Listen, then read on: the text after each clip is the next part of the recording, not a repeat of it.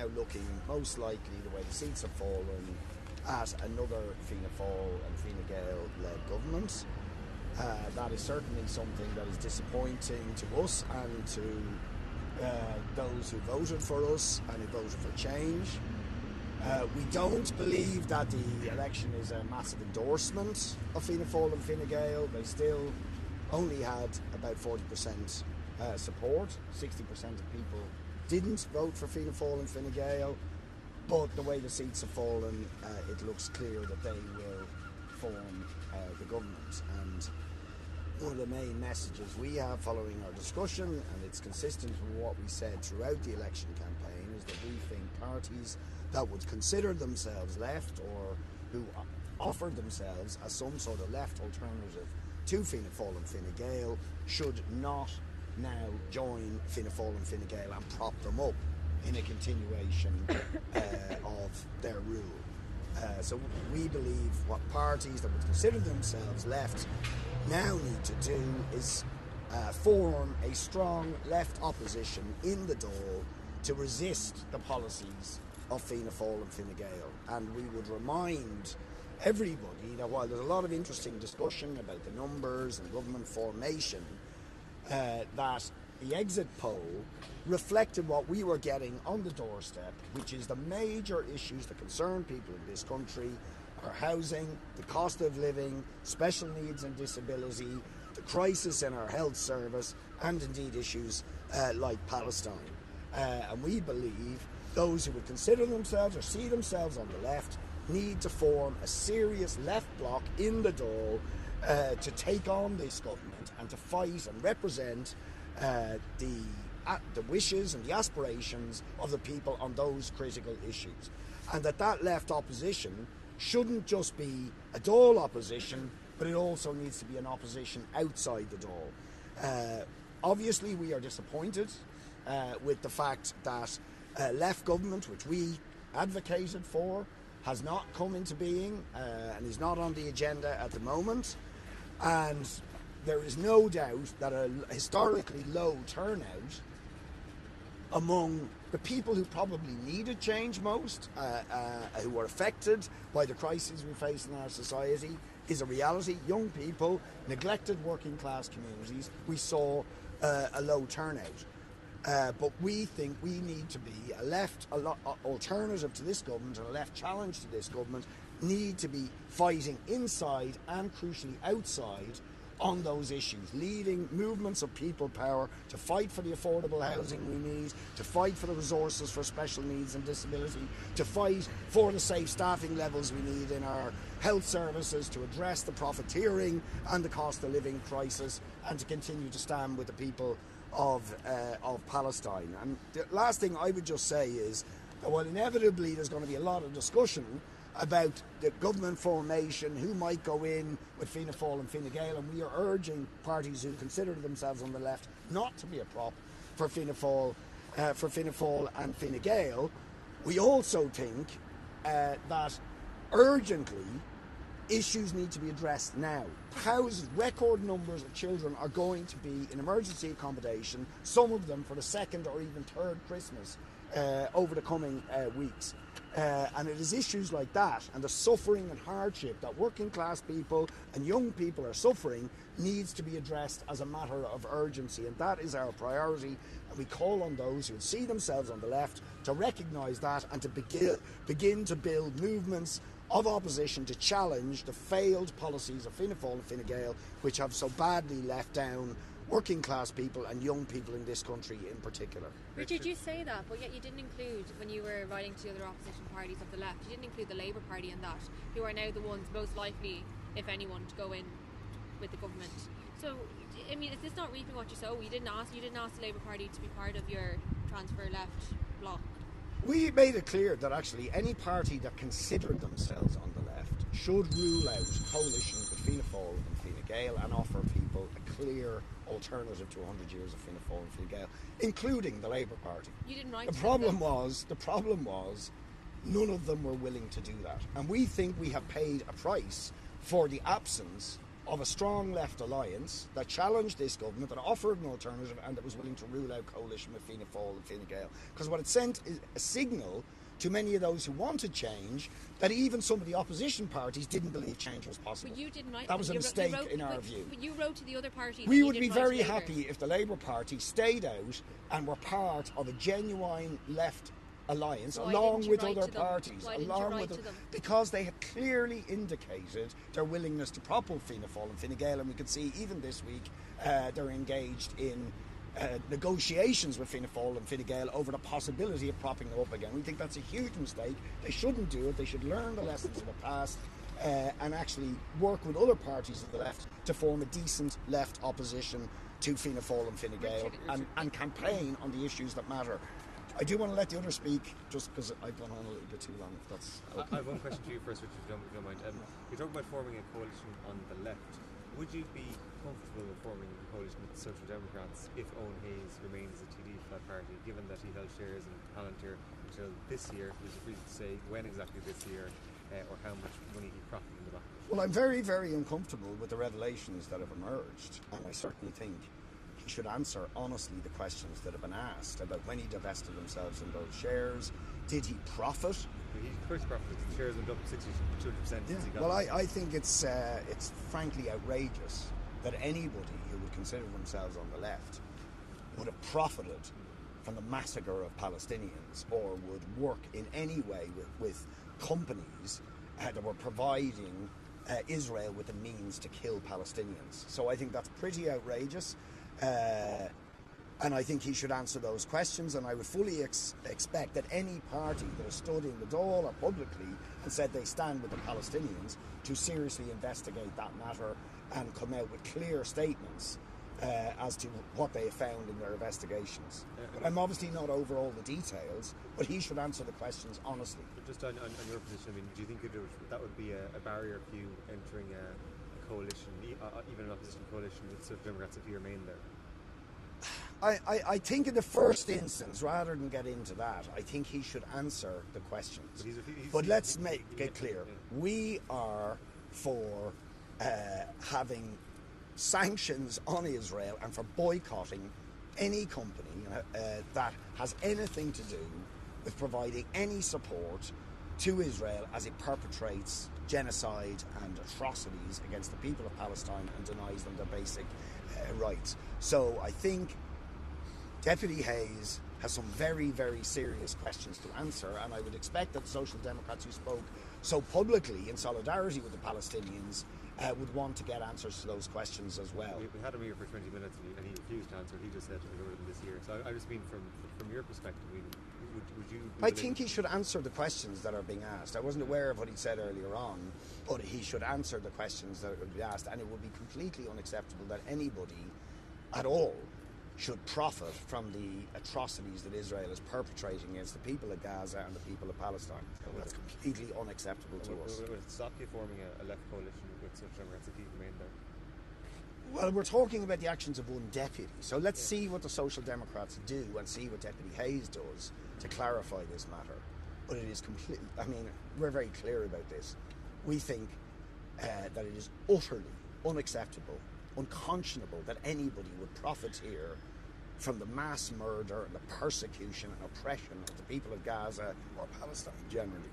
I think that speaks for itself, and it's a very clear and unequivocal statement, right? Okay. So just to add to that, it's great to be back, because no matter what government is formed, what we will be doing is forming a strong left socialist bloc in the Dáil that will represent ordinary people, working class people, everyone who's facing discrimination and oppression, and that's what we were elected to do. And I think one of the key things that we bring to the table that isn't brought by other groups is we organise outside in communities, among those who want to fight back against the system and the oppression that they're facing. So change hasn't been delivered via the ballot box, the change that so many people, particularly young people, wanted. And I think that's very disappointing for them and for us. But I think we now have to look at how can we build movements outside. I think we call on the left and the trade unions to organise people power movements that have delivered change before. For example, on the water charges, on repeal, which was a grassroots movement of women, of young people, of LGBT plus people, and even more recently in relation to autism school places, where parents all around the country have said no, we will not accept second-class citizenship for our children, and they and the disabled community in general. One of the most positive things that's happened politically in the last year from the outside has been that disabled people and carers have come together and really made an impact. So I think that that's what we believe. The left, we need a left bloc in the Dáil, but it has to be one that's anti-capitalist, that's actually going to challenge the vested interests.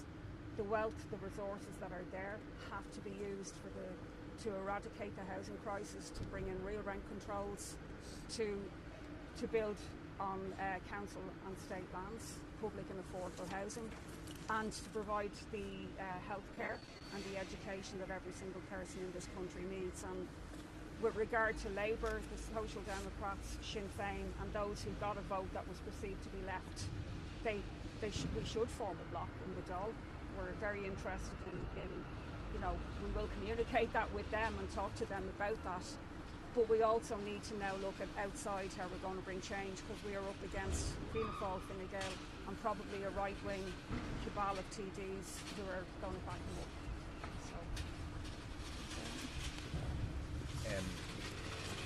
So. I think for lots of people, the outcome of the election is disappointing. It's disappointing for us. In reality, what is going to happen is a changing of the mudguard for Fianna Fáil and Fine Gael. And for those who are now auditioning to be a new mudguard for Fianna Fáil and Fine Gael, there is a very, very sharp and stark lesson in what happened to the Green Party, obviously almost entirely wiped out. We think it is a very major mistake for anyone who has a perception of being left, with the votes of people who are looking left, to seek to go into coalition with Fianna Fáil and Fine Gael, and to manage this really rotten system which results in such terrible crisis for people in terms of housing, in terms of healthcare, in terms of basic rights for disabled people and for children in particular. Those problems will not be solved by Fianna Fáil, Fine Gael governments that represent those who profit from those crises, the big speculators, private hospital and insurance industry, and so on. So we think the lesson is there. It's up to others whether they learn that lesson or not. I would also make the point that if you look at the exit poll result for Sinn Féin voters, Sinn Féin voters were not voting for Sinn Féin to go into coalition with Fianna Fáil. They were voting for an alternative. They were trying to find a road for very, very significant change. And for Sinn Féin to pursue the route of saying we're going to have discussions with Fianna Fáil and effectively, hold out hope that there could be a Fianna Fáil Sinn Féin government, we think again would be to disappoint those who voted for Sinn Féin looking for change, because Fianna Fáil in such a government will again be there to represent the interests of the big developers, the corporate landlords, and so on. Yeah, just a question in relation to the emphasis on outside politics. Yeah. What do you guys mean by that? Do you mean lawful demonstrations and marches? Yeah. Or do you mean occupations of civil disobedience? That's lawful as well. We mean, if you look at the big changes that have taken place in this country over the past 10 years, those changes did not come about from Leinster House. They were often finally legislated for in Leinster House after people went on journeys apparently uninfluenced by the mass movements we had in society. But two good examples, and there are others, obviously is the movement for repeal, which was a mass movement, including civil disobedience, including mass protests, including organising, pushing for a referendum, including fighting that referendum campaign, and which won very, very substantial change in this country in terms of abortion rights. We're still not all the way there. We still have significant problems. We'll be continuing to raise that in the next Dáil. Or the issue of the water charges, where, let's be clear, there was a very, very big majority for the water charges in the Dáil when I was elected in a by-election that became about the water charges, and we beat them, not because there was more of us in there than there was of them, but because there was more of us out there than there is of them in society. And that's what we base ourselves on, is people power is the way to deliver change. You You have, two women in the car. no, I didn't trap two women in a car. There was actually a criminal trial about that. You might be interested. And there was a jury trial about that, which found unanimously that we were not guilty of trapping two women in a car. But feel free to print that in your newspaper. If you look at the movement that is the biggest movement in Irish society today, is the movement for solidarity with Palestine. It's repeatedly still putting tens of thousands of people on the streets over a year, incredibly, after a genocide started. That has forced some sort of change by the government, but it's all too little, too late. So, for example, the Occupied Territories Bill, this was dangled in front of the electorate in advance of the election after hanging around for 6 years, not being progressed, being deliberately delayed. The government promised before the election, this will now happen, under pressure from that movement. Now, our job on the issue of Palestine is to be in there and saying, okay, you made this promise, what's that going to look like? Are you going to water it down? We need really meaningful sanctions. And that's our approach in terms of housing, in terms of the excess water charges, which are now on the agenda again, in terms of Palestine, in terms of disability justice. And it is that combined approach. We think that's how we deliver change for the people we represent. Paul, should Owen Hayes donate the money he made from the shares of Palantir to Palestinian causes, do you?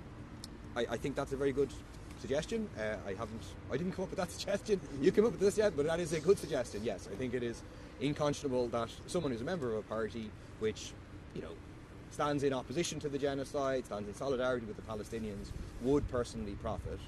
I do think, by the way, there are questions for the Social Democrats here about when they knew. I know that when this first came out, they said they had no awareness of him working for Palantir. Like, I had an awareness because it had been reporting previously, but that's obviously for them to answer. I guess that was to do with shareholding rather than his work Yeah. there. But I asked Richard, would you be comfortable being in a left coalition with Owen Hayes, knowing that you know now? Well, again, I think the questions are currently in the court of Owen Hayes and the Social Democrats. I understand, and I had seen earlier that there was an unsatisfactory engagement on the plinth and a failure to answer those questions. For now, what we're saying is he should answer those questions, the Social Democrats should answer those questions, and then we'll see where we are. Paul, yourself and Richard have both spoken there about lessons to be learned from this election, lessons that others need to learn. But is there any lessons for people for profit and solidarity? I mean, you've reduced your seat share in this stall. What kind of reflection are you doing internally? Yeah, sure. Yeah, well, just like nationally, we actually, as a group, increased our vote, but unfortunately, we didn't fall that way in terms of seats. A bit in contrast to the Labour Party, whose vote didn't actually increase, but they got more seats. Sometimes that's the way it happens. Nick Barry, for example, lost out by 35 votes in Cork North Central. We could have had another TD here at 20 people voted a different way. So it's unfortunate, and obviously we're unlucky then in other places too. But I think what we need to look at now is there are some people there who are very strong and can win seats again in the future. Is it just unluckiness though? Can I just add something too? Yeah, the thing that I regret is that we didn't have a mass movement on the streets over housing, which is by far the biggest issue and the most motivating issue for people in this election. It was absolutely top of the agenda of priorities in the exit poll, and it was top of the agenda of the majority of people we met on the door. And we did attempt to pull people onto the streets over recent years. We were instrumental in groups like the National Housing and Homelessness Coalition and Raise the Roof. But if there's one big regret I think we have is that we didn't push harder to get people on the streets and be willing, frankly, to mobilise people on the streets even if others weren't willing to. Because that is the issue that is at the centre of most of the hardship, the anger, the suffering, even the skills shortages we have in areas like health and education are all lead back to the lack of affordable and social housing and affordable rents and house prices. So one of our absolute determinations is to push for a mass movement on the streets on the issue of affordable and social housing, and to urge the other parties on the left to help us build such a movement, and indeed the trade unions. Because if we don't do that, the sense of despair and disillusionment a lot of young and working class people our feeling at the moment is only going to grow. So we want to turn despair into resistance and into a positive campaign to solve the housing and homelessness crisis. Richard, That would change the electoral arithmetic in our view. have you been in contact with any of the other party leaders, or have any of them been in contact with you with the prospect of forming a government in mind?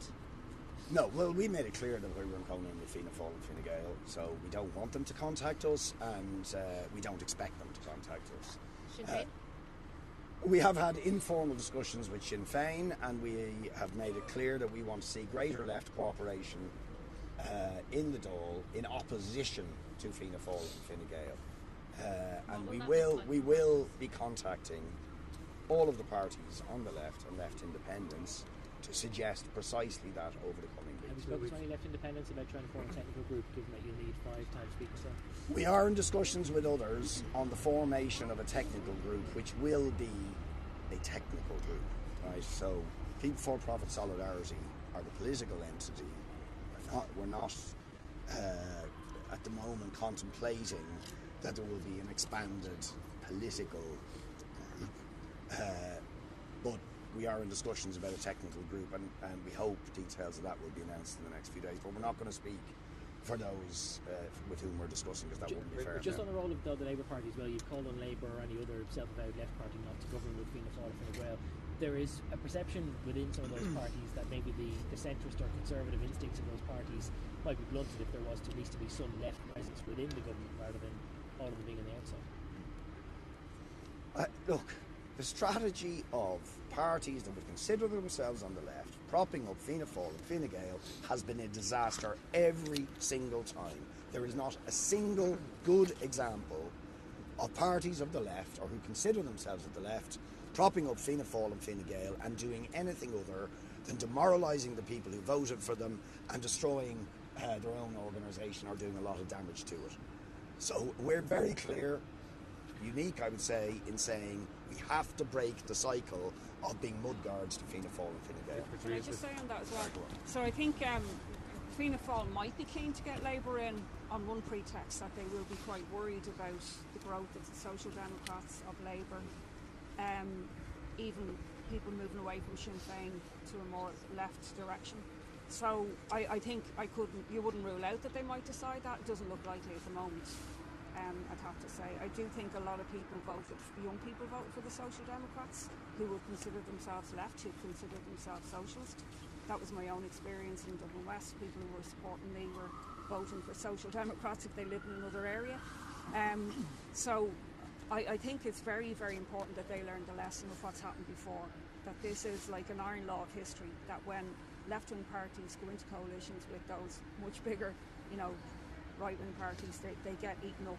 And the Greens, the latest example, but it's happened to Labour before and it will happen again if they do it. Just in a statement from Owen Hayes, just after pulling right now, he said he sold his shares in July this year, so after he got elected, and he made €199,000. I think that's disgraceful. That it carried on that long after standing for the Social Democrats. You'd be willing to give him the benefit of the doubt, but that's Shocking. really shocking. There's no way that he would have been elected, I'd imagine, had people known that, particularly the youth vote, particularly how many people are looking on the issue of Palestine as just a lightning rod issue for how they don't want the world to be. That's almost a year after the genocide started. I mean, that's not someone acting in haste to divest themselves. So I think he should resign his seat as a result of it. Well, I think it's pretty disgraceful, and if I was the Social Democrats, I would be very, very, very concerned about that, because that flies in the face of what they stood in front of the electorate. Their platform in relation to Palestine, profiteering from a genocide, is quite shocking, to be honest. And no such person would be a member of People for Profit Solidarity, I can tell you that. Do you think he should be expelled? If he was a member of People for Profit Solidarity, he'd be expelled.